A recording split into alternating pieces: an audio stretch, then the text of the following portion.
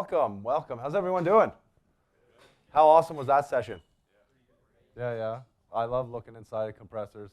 It really gives you an idea of what's really happening with the system. So we are going to dive in now into a semi-hermetic teardown. We're going to walk through the processes of understanding of how to troubleshoot the semi-hermetic compressors. Very similar to scrolls. At the end of the day, it's how we install them, how we maintain them, how we service them and set them up. If you do all those processes right, you usually have a long-lasting compressor. So a little bit about me. Some of you that don't know me, my name is Trevor Matthews from Refrigeration Mentor. It's a technical training organization where we help technicians, contractors, refrigeration professionals in the field to get better at their craft. And I love training. I love talking about compressors. There's a QR code up there. Some of you can scan. You can check out lots of YouTube videos that we have. I do tons of teardowns. It's really to help you out there. The more you look, just like Roman said, the more you look inside compressors, the more you can start to see patterns.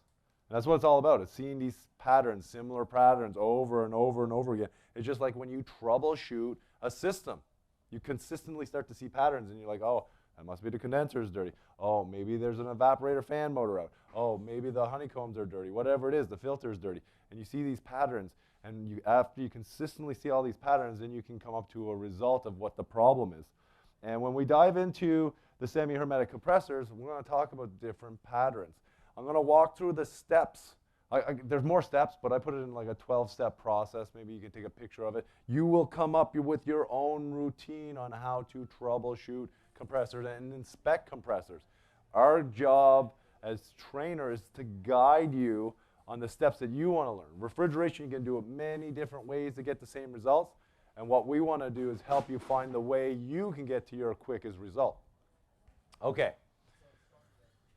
Well, what we're going to do is we're going to look inside a compressor today. We're going to talk about the do's and don'ts. We're going to talk about field inspection. We're going to walk through a teardown. We're going to get some people to come up. We can all gather around to walk through because there is a process. The biggest thing is about safety, right? At the end of the day, we want to be safe every time we work on a refrigeration system because that is key because you want to be safe, you want to be healthy, you want to go home and see your family at night.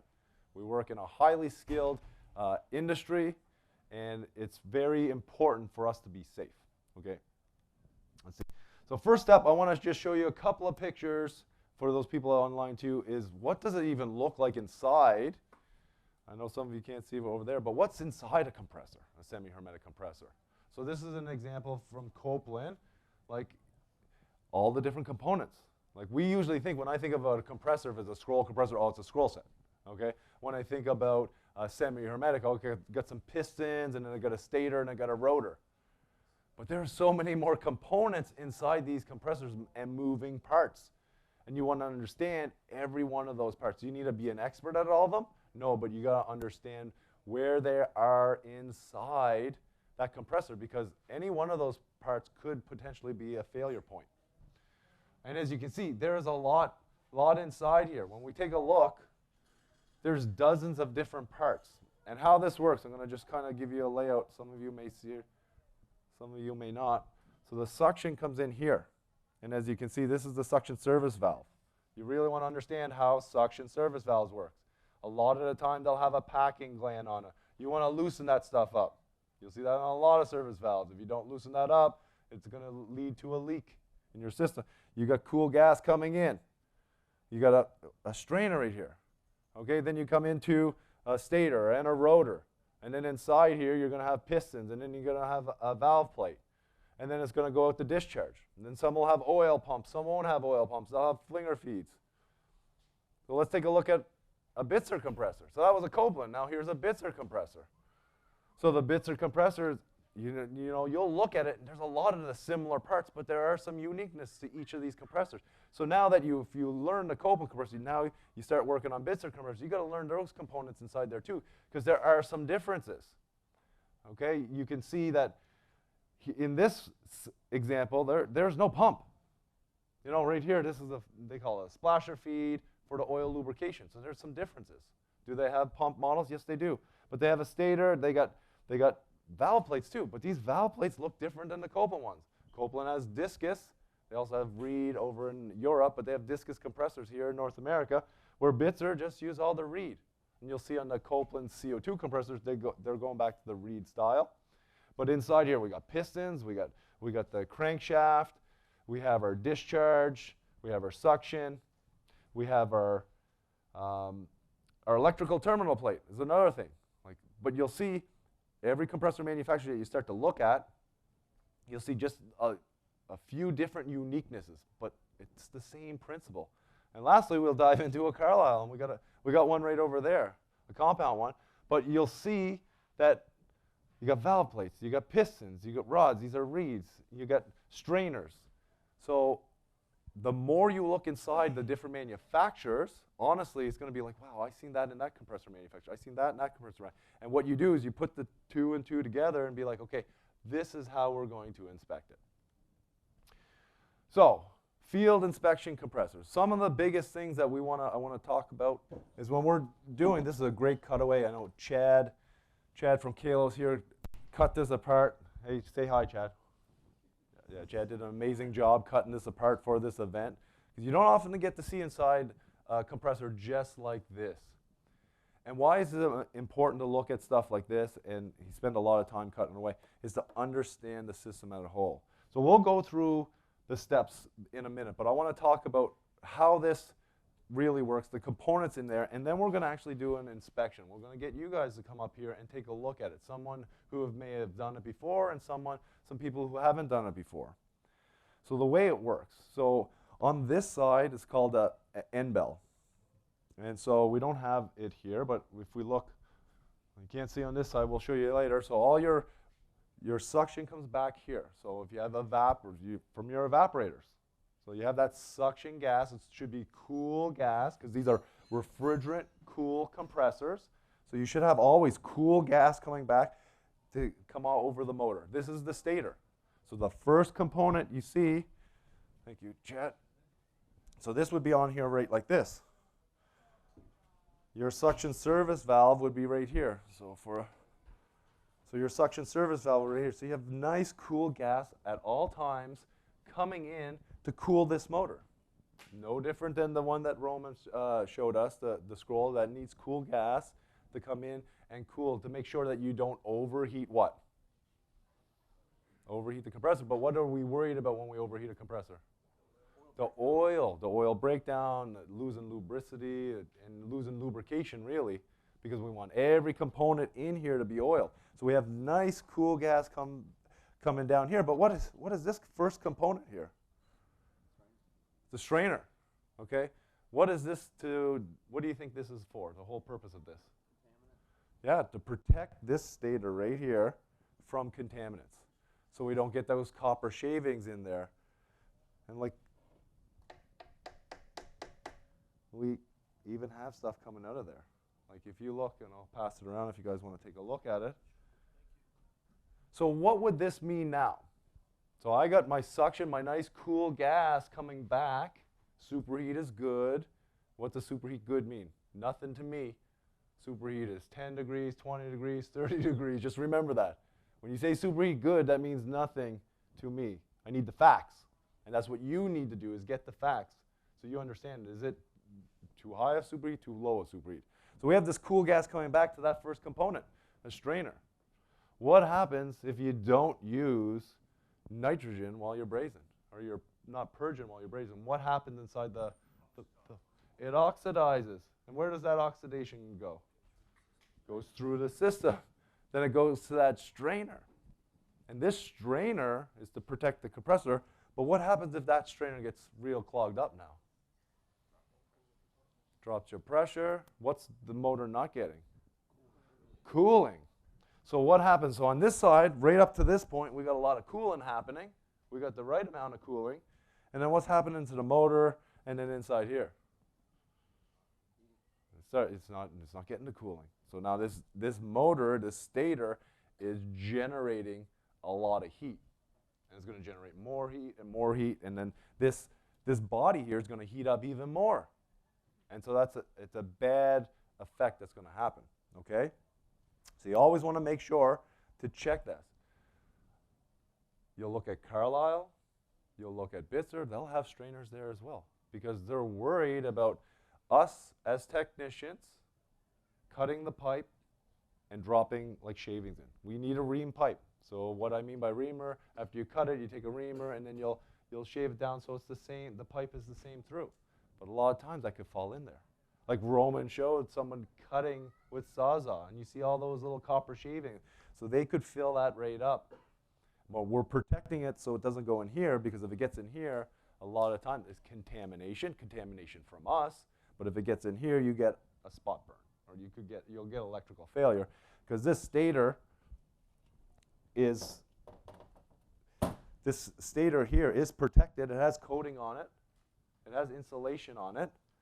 But if you start putting sharp metal objects in there and contamination in there, every time to start up, there's always some sort of force inside there. And so if there's any vibration at all, it'll work its way in. This is a 3-phase compressor. You always want to, before you even get into teardown, and when I walk through the steps, is you always want to do it safely. First step is locking out electrical power. But that electrical power comes to the stator, it generates energy, and it spins that rotor. And when that rotor starts to spin, it starts to move these pistons up and down just like this. Oh, Chad, you crushed this, buddy.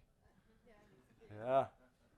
So what happens, it takes this suction gas, like this nice cool gas, this low pressure, cool gas coming down into here, and as it compresses, this piston here, it'll just nicely come down at 1750 RPMs, if that's 60 hertz, or 14, I think it's 1450 at 50 hertz. And at this bottom dead center, all this gas will come into here. Below here in this valve plate, there's going to be a suction valve. As that opens up, depending on how far it goes down, so it pulls down, it'll open up, it'll fill this chamber right up. It'll fill this chamber right up, and then when it's bottom dead center, then it'll continue to push that gas up. And as it starts to compress that gas, it builds pressure, it builds temperature. And then you get all the way up, and you'll hit a point where it'll open the discus puck that's not here, or the reed valve that would be there, depending on the compressor manufacturer. And as it squishes it, it'll open it up, and then it pushes the discharge up over here. This here is a full discharge up here, and then it'll go out here. This is not a standard fixed compressor. This is a modulo compressor, and what it does, it has these 3 tubes in here, and the way this works, it works off volumetric efficiency, so pressure ratio or compression ratio. So we'll change the capacity depending on what that pressure ratio is. So as the load changes in the system, these will bypass a certain amount of gas. You really, if you're going to go with a capacity control for a Copeland compressor, you definitely want to go with a digital model. Like this one here was good for its time. Back in the 90s, I think it came out a long time ago. But their digital compressor would be the way to go. If you're using capacity control for, as well as a drive, you can also put a drive on these compressors. This is a modulo. You won't want to put it on that, but on their fixed compressors. Now, if you talk about a Bitzer compressor, or if you talk about Carlisle compressor, it's the same thing. They have capacity control as well. Mechanical control, which is really to stabilize your suction and to make the systems more efficient. So this was a type of mechanical control, just like the digital model. And then you can also have variable speed on those compressors as well. And the difference between, does anybody know the difference between like a mechanical capacity control, semi-hermetic, and semi-hermetic with a variable speed on it? The differences happening inside? What do you guys think? Yeah.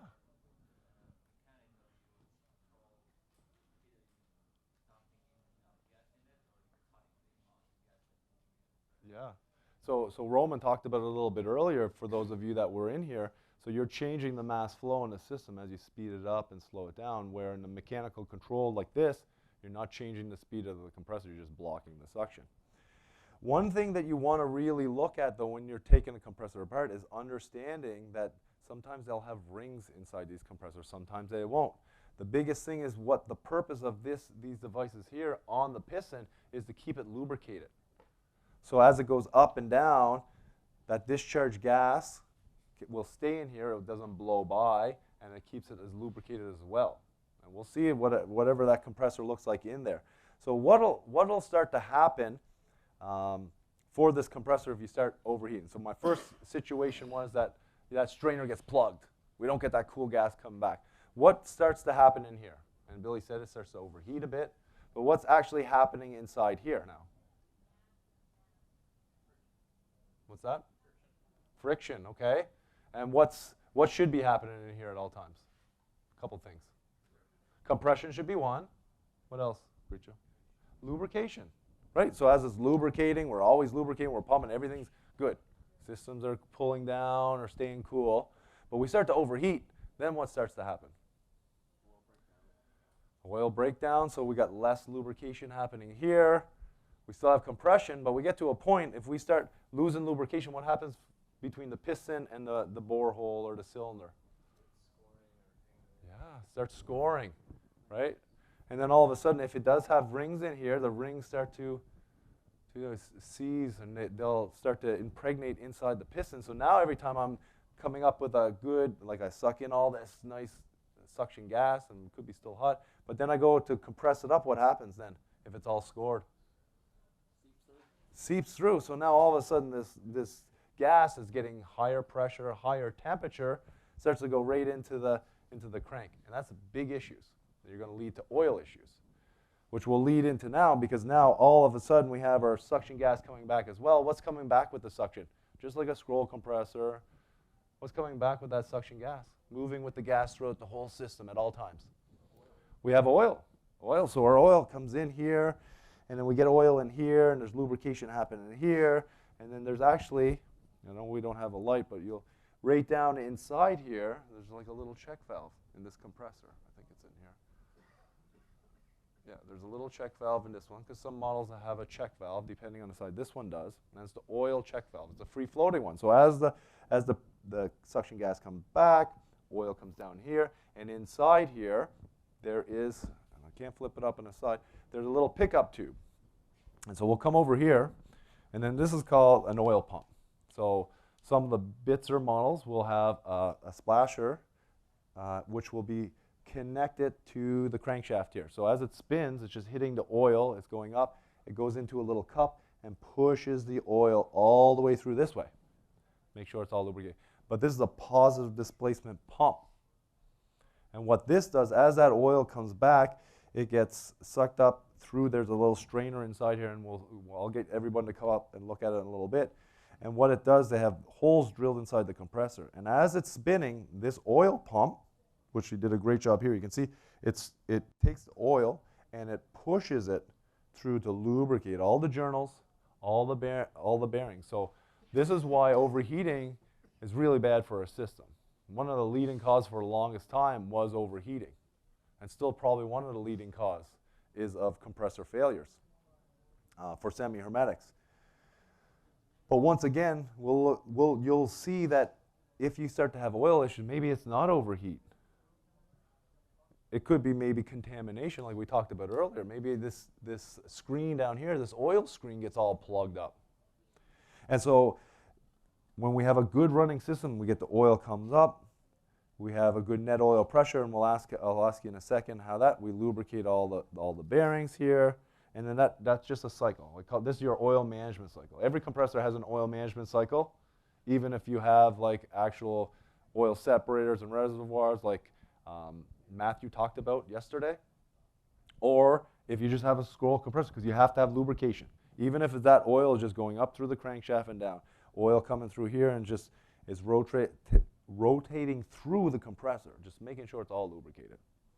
Does anybody know how to check the net oil pressure on this model of semi-hermetic compressor? So this is the oil pump.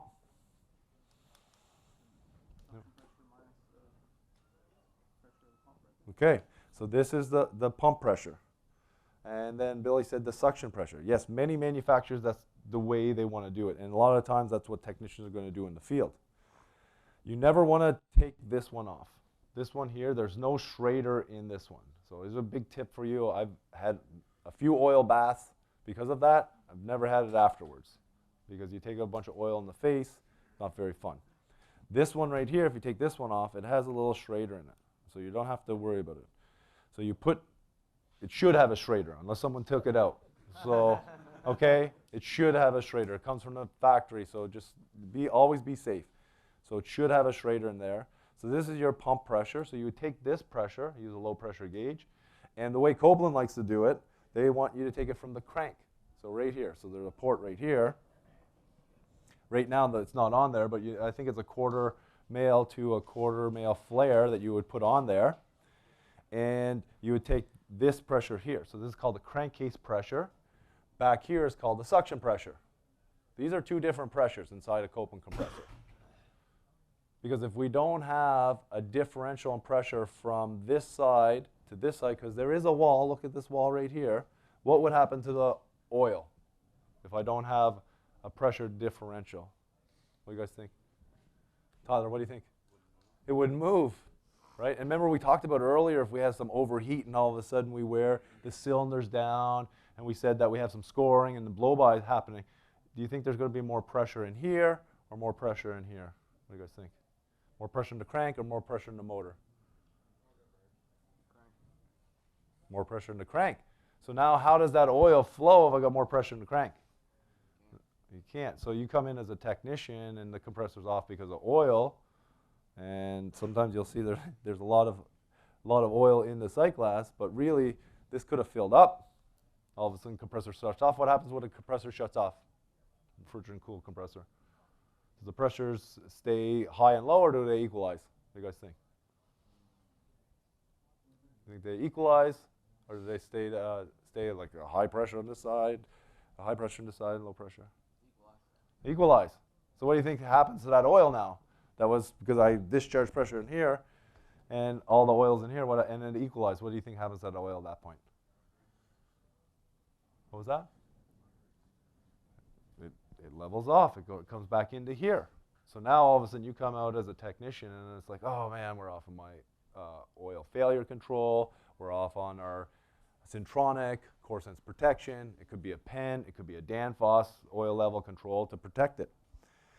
This port right here, I should have mentioned that first. This port here is for oil level control. So they would take, say, a pen or a Danfoss controller, and this is what you would use it for. You'd put it on here. Then you would put it to right here, always checking the differential. You always need to be above like a 10 psi differential, so that oil will always flow in, because we're talking about the differential here. If we don't have that differential, that device will shut this off. Any questions so far?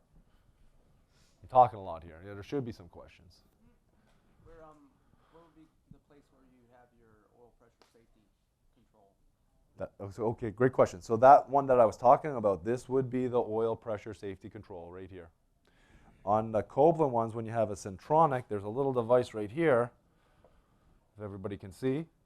So this here is a little sensor that's telling the net oil pressure. So this in here will be connected to a Syntronic, a core sense protection, and it will be monitoring that pressure. And so you get down, they say 7 to 9 psid in their manual, but you start to get in that low, there is something wrong. They should be running, like a new compressor should be 50 psid, so net pressure in a 40, 50. And what you do is in a brand new compressor, when you're doing startup, you need to check it. If you do it from the suction, you want to understand it's probably about a 2 psi differential. Remember I talked about this one needs to be a little bit higher than this side, so that oil will flow. And this is a Copeland design. The thing that you want to know when you're doing a teardown, and we'll walk through those steps. Do you want to just throw the steps back? Thank you. So the first step, before you really open any compressor, you got to isolate it. So you got to pump it down.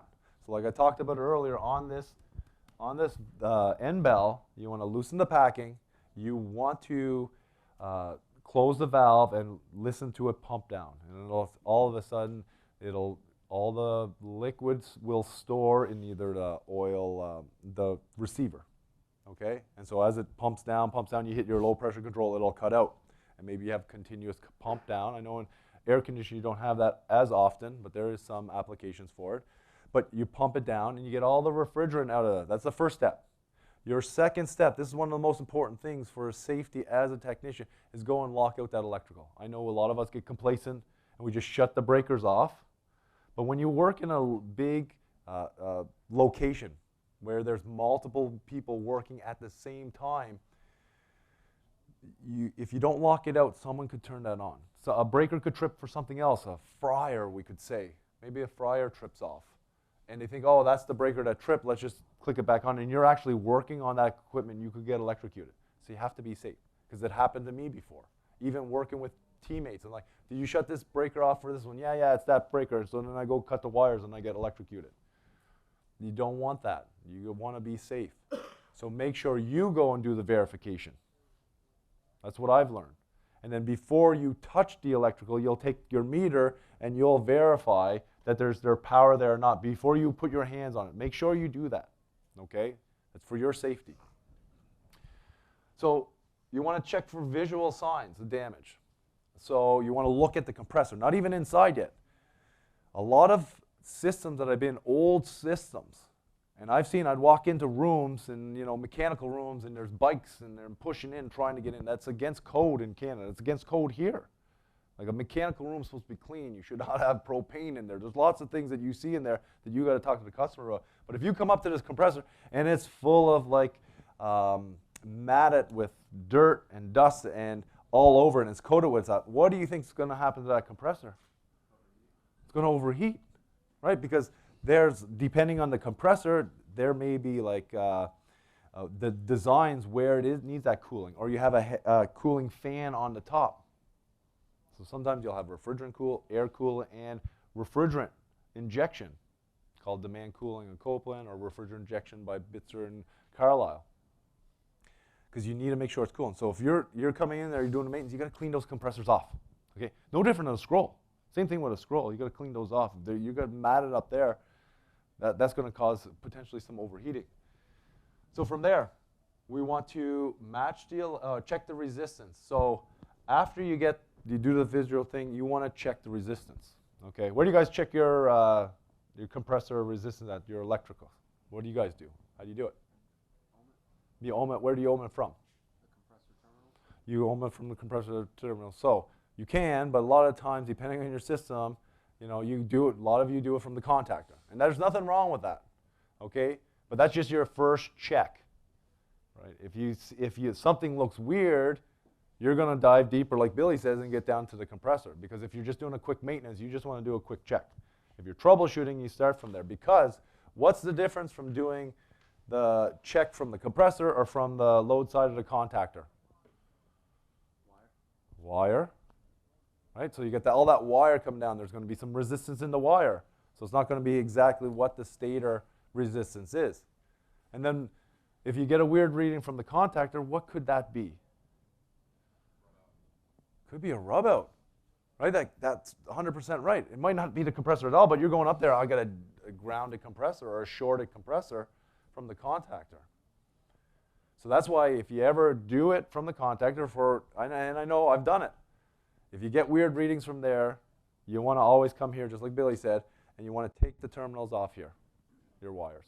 And now you can determine, is it the contactor, is it the wires, or is it the compressors? When we get to this point here, if it's still weird reading, just say this is showing me a dead short. And what a short is, I'm putting my meter on here, and it says like 0.1 or 0.2 or, yeah, on most meters. What would that tell you at that point? If I'm doing it, I got my wires off, I'm doing it right here, we're electrically turned out, we did all the same. And we didn't even take this off yet. We didn't even look inside. And I go right here, and it's shorted. What does that tell you? Is the compressor failed, or is the compressor still good? Or can you determine? Failed? Not failed? What do you guys think? So some people say failed. Dig deeper? How do you dig deeper? Ah, there you go. What does everyone else think? What do you think? Can we dig deeper than where we're at right here? Yeah, we can. So there's a little plate on here, and this is an insulating plate. And you'll see this in all compressor manufacturers. Carlisle, Dorin, Bach. There's a lot of them that I've learned, but you'll see a lot of these. So there's a plate right here. So if I get a dead short right here, it may still not be the compressor. And I've seen, when I worked at the compressor manufacturer, dozens and dozens of compressors come back, and it's just this little plate. So you want to take this off, and you look at this little plate, and we don't have one here. There's one right here that we will take off and take a look at it. Because I've seen countless times, and even now, I'm still good friends with all the teams at Copeland. They'll send me pictures once in a while to show my students in my courses about how long a compressor could last. And there was one, as a good friend of mine, Steve Wagner, he sent it to me. And he sent it, he got it back after 6 weeks in the field. So when you look at a compressor, Copeland compressor model number on the serial number, the first 2 digits are the year, the next digit letter is the month. So A is January, B is February. So it was 6 weeks off the line of the manufacturer. So actually, it had to go to the wholesaler or the manufacturer of the equipment, and it went to a wholesaler. From the wholesaler or distributor, it went out to the field.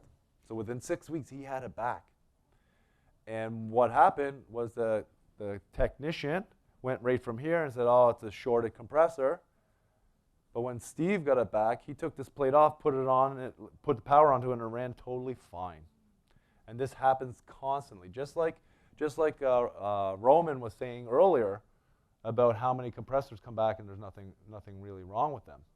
And this goes for all compressor manufacturers because we make mistakes in the field or we don't know. We don't necessarily know. So I don't always blame all the technicians because a lot of you are self-taught. A lot of people out there are self-taught. They don't have the opportunities to go to schools. And those of you that do get a chance to go to schools, you can't learn all this overnight. I've learned this over 20 years of investing time, days and nights and weeks learning this stuff. So I'm trying to share this with you so you can fast track. So before you condemn any compressor, you got to check every single thing. And that's one thing there. Go ahead. What's the main cause of that failure? I haven't seen that personally happen. So what have you seen that causes that to fail? So the question is what have I seen cause that to fail, like this insulator plate? Does anyone want to take a stab at it? Vibration. What was that? Wire fall off. Wire fall off. Okay, so what happens if I do have a loose connection here? What happens in there? Just say this. Starts to arc. So we start getting an arc and overheating. And what do you think happens to this plate here? Does that start to overheat? Could that lead to a crack? Could it lead to carbon tracking maybe? So that's one thing. Anybody else have any other ideas? What happens if I'm running in a -40 application? I know you guys do a lot of air conditioning, but there's a lot of systems out there. All your food that you get or your ice cream is really cold. Right, so we got to keep it cold. What happens if this compressor is running at -40, or the system's running at -40, and it has a 10-degree TD? What's the SST on this then? What would it be? If we're looking for -40, what's the SST on the compressor? -50. So we got -50 coming back here. What happens? It's in Florida in the middle of the summer. Humidity. So then what happens to something, just like you put a cup on the table and it's really cold glass of water, what happens on to the side of the glass of the water? Condensate. So what's happened to the side of the compressors, do you think? Yeah, it's starting to get some condensate on it, right? So what do you think's happening inside the terminal box? Start to get moisture, condensation in here. So that could be another cause. So whenever you're doing a really low temp application, you take some dielectric grease and you can put it over this. Does that make sense? Has anybody ever used that on their cars before? I know Thomas has for sure. Right, so it's just a different way of thinking. I had a contractor, a really good contractor in Canada. I had bits are running for 2 years, and it failed. And he was like, "Oh man!" So he switched to a Copeland. He's like, because it was a -40 or -35 application. So he switched to a Copeland. And after a year and a half or 2 years, the Copeland failed. He sent it in to us when I was there at Copeland, and I worked with the gurus there, inspection, because I've tore down thousands of compressors with them. And we took off the plate, we did the oil check, all the stuff. We actually put it on the bench, and I had the camera rolling, Compressor started and purred just beautifully. The contractor was real upset with himself. He's been doing it for 20 years. The biggest, he got another compressor. The biggest thing was he failed his customer, right? That's what he felt. Failed his customer because he changed 2 compressors within 2.5 years, and it wasn't even failures both times. He doesn't remember the Bitzer one, but he's assuming that it probably was the same thing. Okay? But this is how, even though you're in the industry 20 years, you still got something to learn. Okay? So that's another way that this failure could happen. But one of the things that I want to also show you about the electricals that's so important and that we don't do anymore. Most supermarket racks and contractors don't do it anymore. A lot of it is because of the cost in North America. The cost to have a technician to go out to replace it. But what they used to do in the 90s and the 2000s is that there's something right inside here. What do you think this is? Let me show that. And I heard Oren say overload. Did everybody see that? What is that on? What is that above?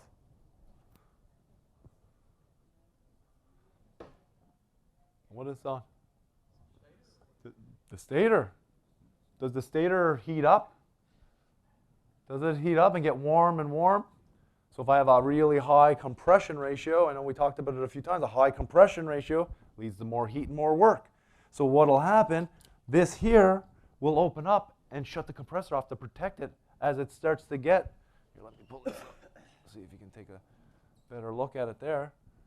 As it starts to heat up, there's the bimetal disc in there, it'll open up and it'll cut these out. So you come up and you put your meter on it, and that's tripped off because of too much temperature or too much current, and I put my meter on here, what's it going to say?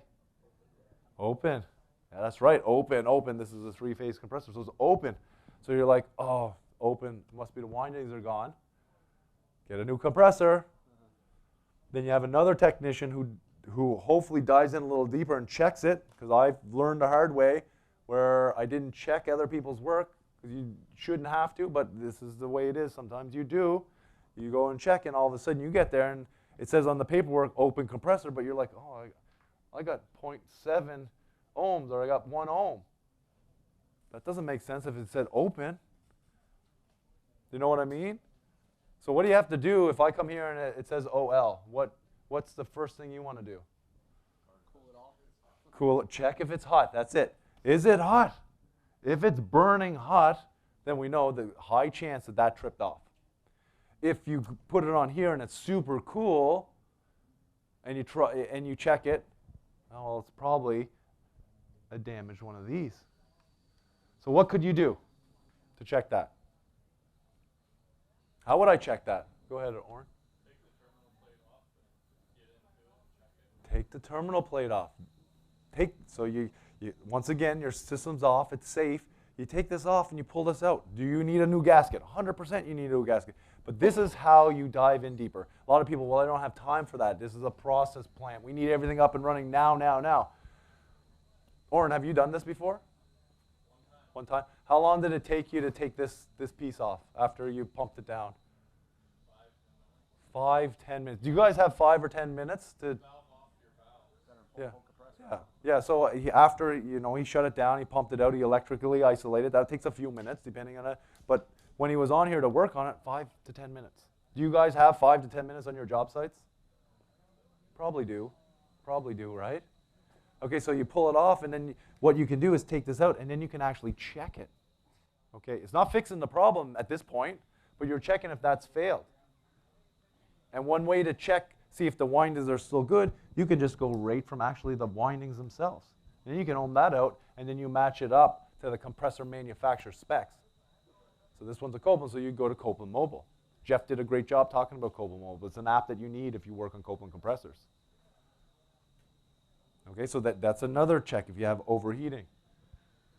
What else do we have here? That's pretty good. So this here, another thing. So I know when I was a young apprentice, I was doing a lot of single units, and they had little small K bodies. They're smaller than this. They're a little tinier compressors. They got 2 little pistons in instead of 3. And there was one time I was doing leak checking, and I found a leak around the compressor. And then I'm like, I found the leak right here. And then I sprayed it, and it was bubbling up. I'm like, oh, the compressor's failed. So I ordered up a new compressor. What do you think I could have did? Warren. Could have replaced this plate. These are why they're called semi-hermetics. We can work on them. Not a lot of people do this anymore. Once again, I said because of price. Sometimes contractor and business owner are worried that if they do the replacement that it'll fail in 6 months down the road. And you, as the technician, really need to understand if it's a 20-year-old compressor, it could be time to replace it anyway. Right? But if it's a 2-year-old compressor on the middle of the roof where you need to get a 300-ton crane to put that compressor up there, you got to look at the cost balance. Do you want to get that compressor all the way up there, or do you want to bring a little plate up there, save your customer a lot of money, and bring them a huge amount of value? Next thing, so that was electrics. Okay, checking oil. Checking oil right here, what you want to do is you want to have a half sight glass. This is what I say. You're going to look in different manuals, compressor manuals. They're going to say a 3/4 to a 1/4. For me, it's a half sight glass. I like it all day long. There are certain compressors, if you're over a half sight glass, that's too much, some Carlisle ones, that you can cause damage. Because if I have is too much oil in a compressor bad? Yes. Why is too much oil in a compressor bad?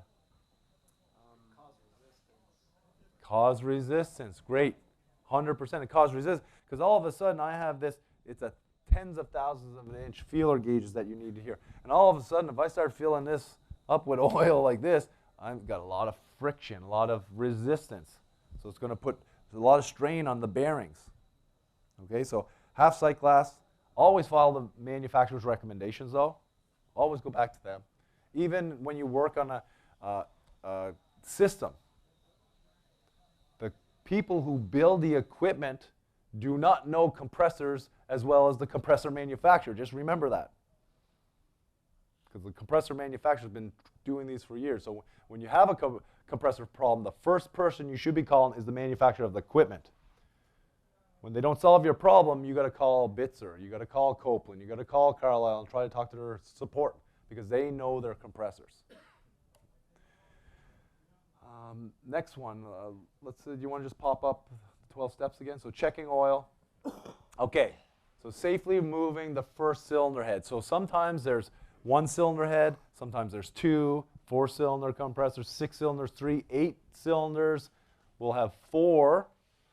And so taking the cylinder heads off is very, very important. And you have to do it safe. So what you do, I had them remove all the bolts except 2. So anytime you take them off, you'll remove them. There's no pressure already in. You should have 0 PSI in there. You should have no electricity in there. It should be locked out. So you take them all off and leave 2 in there. And then you take a hammer or something and you bang it on the side and it'll break it free. Because there could be pressure underneath there. So if you pull them all off, knock it, you could blow oil in your face. Okay, so it's a safety reason. So you have 2 in there, so then you unscrew that. And then you take the head off. And we're going to walk through the process of looking at the head in a minute. So you want to inspect the head, then you want to inspect the valve plate. So here's the valve plate. This is the head. This is all discharge in the Copeland discus. But when we talk about Reed compressors, one side's going to be suction gas, one side's going to be discharge gas. So on a Copeland discus, you touch the top, it's going to be hot.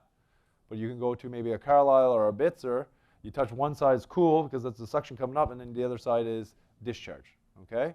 Always be safe, once again. Great tool that I really wish I had when I started out in the industry is a thermal imaging gun.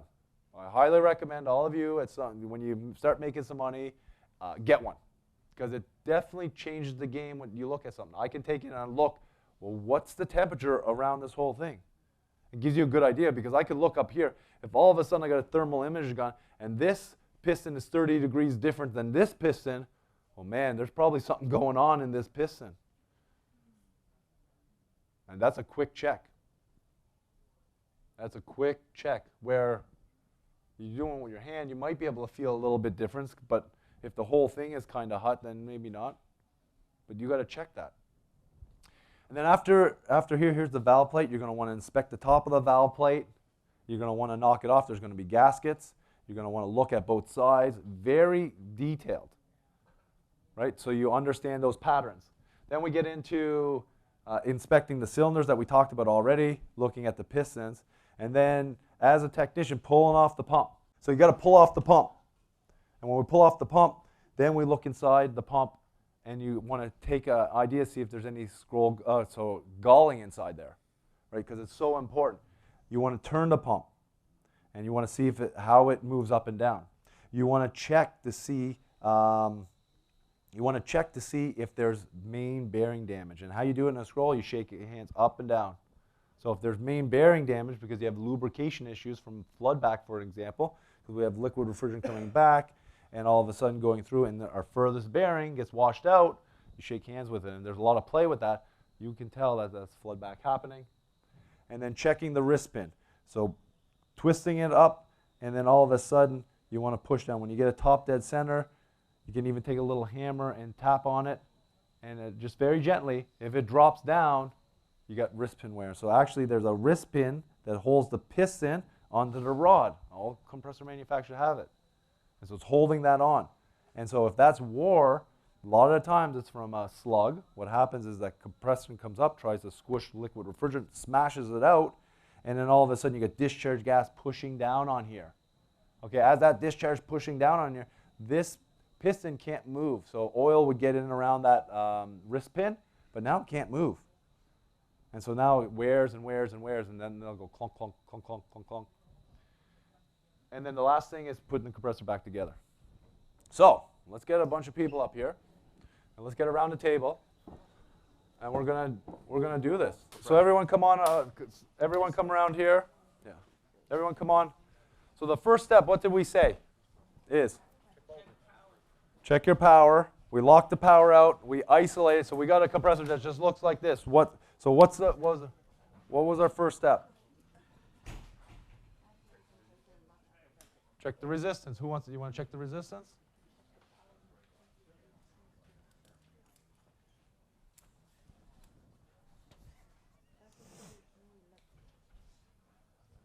The resistance should be equal on each leg. Great question, Billy. So the question was, the statement was, the resistance should be equal on each leg for 3-phase compressors. So what does it look like? 1.6? Oh, sorry, 0.6? 0.6? 0.6. So they're all the same. So right now we're like, okay, they're all the same. The next step would be to check it to ground. So do I have any of the insulation fail? So now go from each line to ground. And you always want to find a clean point. If you can't go through paint, so maybe up here. Usually you'd go on your copper pipe. You ever scratch the case? If you have to. But if you go off the copper pipe, it would work real well. What's it say? Open. So for right now, it looks like pretty good. So let's see if we can pop these off. We're going to have to get something to take that off. So this is the thermal insulator plate. I think I need a 9/16.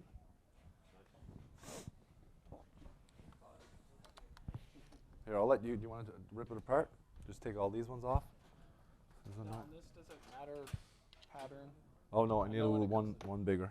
Cylinder head pattern matters, but. Oh, that's a 3/8.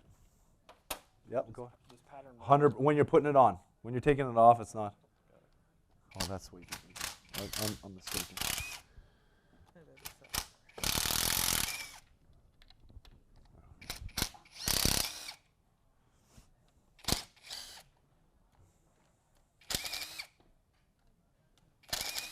And you're not, the only time you're going to do this is when it's an OL, usually, or you got a leak there and you're going to replace this whole plate. Yeah, pop these 3 off. So if you ever come up to a compressor and you see them all rusted like this in the compressor, you got to change those lugs. That's bad because that can lead to electrical arcs and things like that. What's your name? Ben. So thank you so much, Ben. So Ben, check this out, and this was good. Like it looks good. We still got to match it up to Copeland's electrical software or their electrical performance chart, but it looked good. If it looked bad, and we had a dead short, he was going to want to take this off, right? And he's going to want to pull this whole thing off here and take a look at this insulator plate. Because now we don't know if it's this insulator plate. So this one looks pretty good. So you can see. But I've seen it lots of times where it was all carbon tracking through here. And so when you went on it and you go like this, oh, it's a dead short, but really it's just this failed. So you can replace that. There's still a problem. It's not just replacing this, not fixing the problem. Just remember that. You can replace as many parts as you want if you don't fix the root cause of if it's a moisture issue or if it's this lug that wasn't tightened properly enough. That would lead to the issue. Or a vibration. It could be the vibration. You've got to figure out the problem. Just changing the part is not going to solve the problem. Okay, so we take it off. This looks good. And then what's underneath here? So under here, here's this one's called, I can't remember. This insulator plate separates the top part. This insulator plate separates down below here. So once again, we got to take this off. Because now, if you do it from there, and it was bad, and then it's still bad when we do it here, then we take this part off here, okay? And then there's even a model number on there. So once again, so look at all the rust behind this one. This one's been outside for a while, but you could see maybe carbon track in here, or it could be cracked. So it's very important to check that out. And we talked about earlier that oh yeah, great.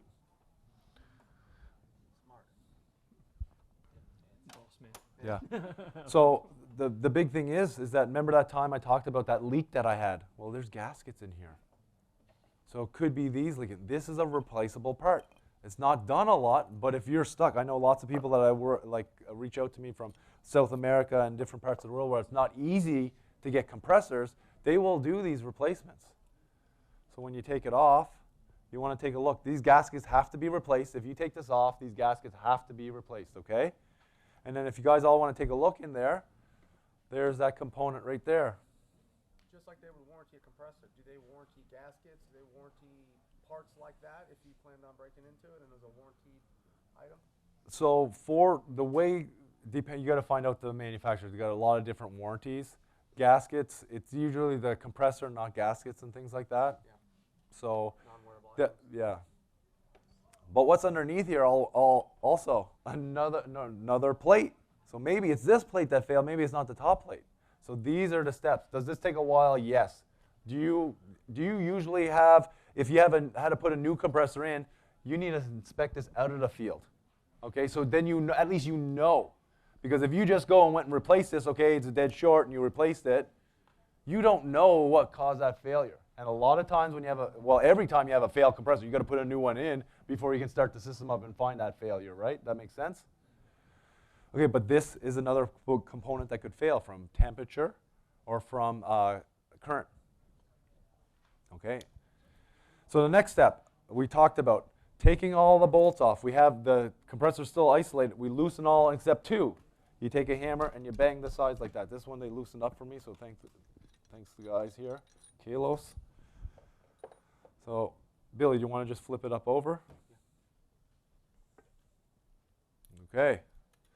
So first step, thank you. So the first step is taking a look at it and seeing how the gasket looks. So it's all rusted inside here. This is because it's been sitting outside for quite a while.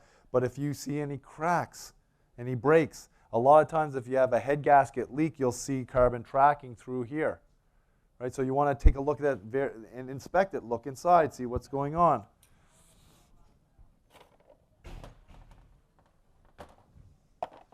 Okay, then what you do, you want to inspect the top of it. Like this one has a lot of rust on it, but you want to see, is there any cracks here? Is there any damage in here? I've seen these where these came right off. Compressor took a slug, stretches these bolts, and then this comes off, and as the compression happens, you get bolts and screws inside there. One of the big things that you really want to understand is that these components here are all torqued to a certain spec. So when at the manufacturer, what they do, even these nuts that we take off, they use torque wrenches to make sure and check it. Did the technician put it on properly? Because if I put this on too tight, I could break it inside here, potentially. And I've seen lots of these get loosened off before or come off. Even that one. Even these ones are a little loose, but it's probably just from sitting for so long. And so you can check the torque. So I've seen when I worked at the manufacturer where they say, oh, it had to be the compressor manufacturer. They didn't tighten them in. But the compressor manufacturer checks each one of them. This one's tighter than this one, that one's looser than that one. That doesn't come from the manufacturer like that, okay? Just remember that. All manufacturers, they got good quality control, all the big brands. So we're going to need to take a hammer and pop this one off. So you want to just take a look at it. Got a quick hammer or something? Oh, right here? There we go. Oh, okay, yeah. So all you want to do is just tap it right here. Oh, they already did it. So what you want to do is take a look on the inside here. Okay? And you want to see, is there a lot of heat? Is there these broken? So the way the gas comes in, it comes in through comes through here, and then pushes up through here. So your suction comes out. So when we're looking at it, this is your suction. This pulls down as the downstroke. So that'll open up a little bit. Let's see if I can get it here. Well, this pulls down. As it goes up, this closes, and then the discharge goes right out through there. So if these are broke or cracked, it could be a few different things. It could be compression ratio. You need a pressure ratio. If you start to get a really low compression ratio, these will start to flap like that, and then over time that'll lead to a cracked one. If you get a lot of overheat, it could lead to a cracked one. If you take a slug, you take a bunch of liquid refrigerant from a flooded start, it could crack these and crack this. So you want to look at that, because it could be one of three things. But there's other telltale signs of that. Is the crankcase heater working? Right? That could lead to what? If I don't have a crankcase heater working on any compressor and it's outside, what could that lead to? Yeah, refrigerant migration. So now the compressor fills up with liquid refrigerant, that starts up, and then all of a sudden these pistons try to compress it. So you take a look at that. Okay, then you want to take a look inside here and check, see what the gasket looks like. You want to look inside the bore holes. You want to look inside the pistons. Okay, let me just move around here. Any questions?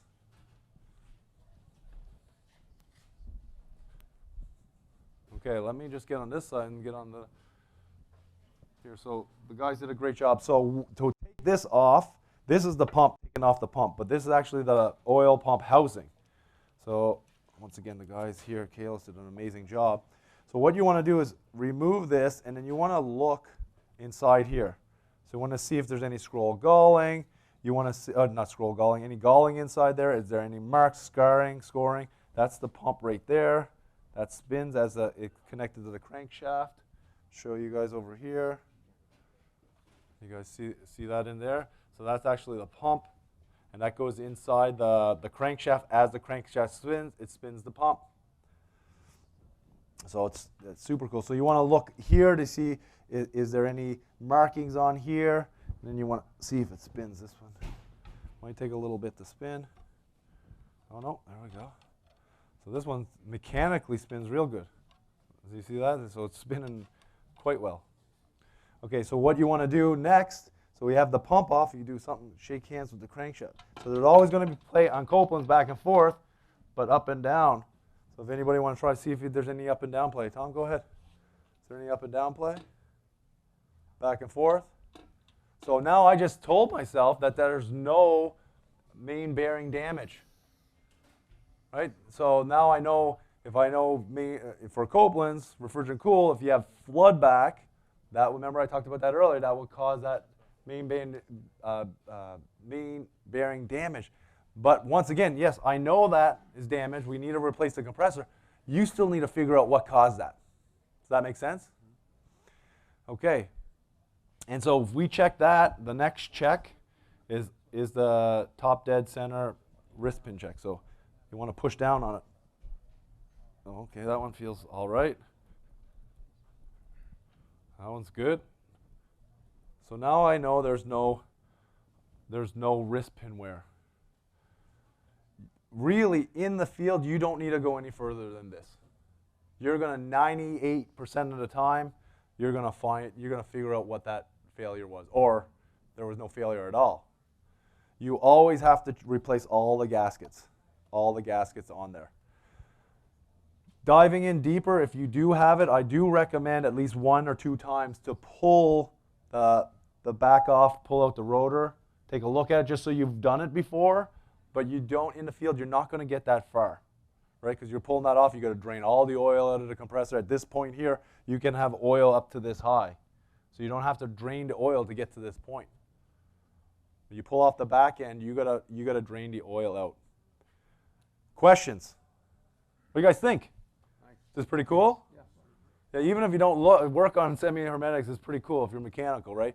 But I highly recommend go to your distributors or get one at your shop and tear it down with some apprentices.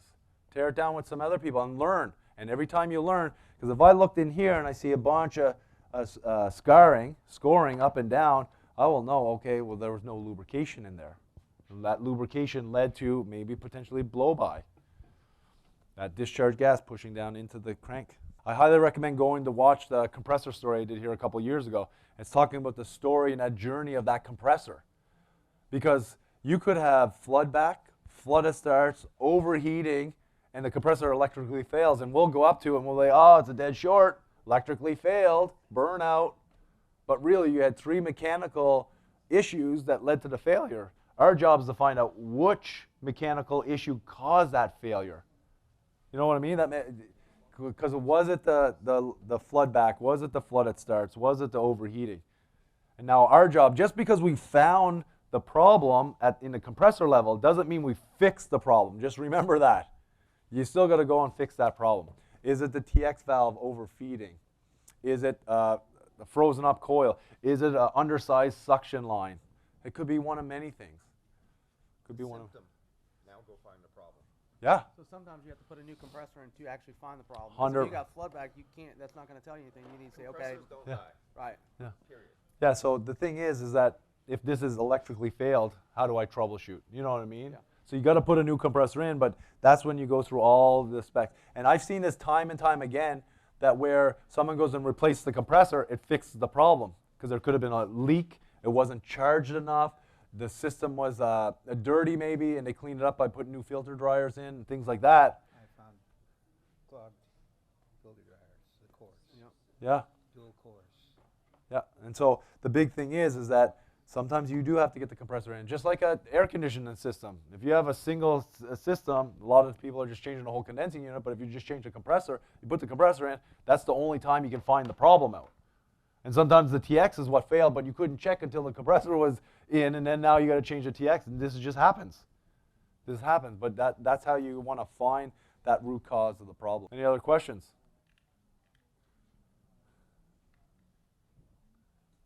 Any questions?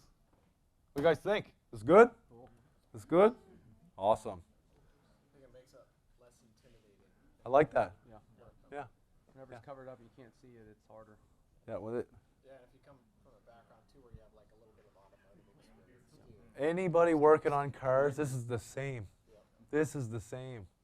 So like I see a lot of mechanics getting in there. It's like, these are pistons. Can you say that again? Anybody? Any mechanic, especially engine mechanics, can work on compressors, semi-hermetic compressors. It's the same. They work the same. Right? They might look a little differently, but this is it. This is fun. This stuff is good. Hopefully you learn. What's one thing you guys learned today? Let's hear it. Oil's important. Oil's important. Ben, what about you? So I don't have a lot of experience with these, so I learned a lot already. But just the fact that like, so you go up on a scroll compressor and your terminals are right there. That's all you have is where here you have the insulating plates, and then you Yeah. go down, and then you have the overload switch where it's actually accessible. Yeah. Scrolls do have insulating plates too, though. When you get on the larger ones, yeah. Yeah, but like, so like, let's say like, look into than Yeah. just Yeah. 100%. Yeah. attention Attention to detail. to detail. Awesome. What about? Yeah, forensic, kind of seeing what, if you got something cracked, it might be 3 things and trying to dial it down to what exact the cause was. Yeah.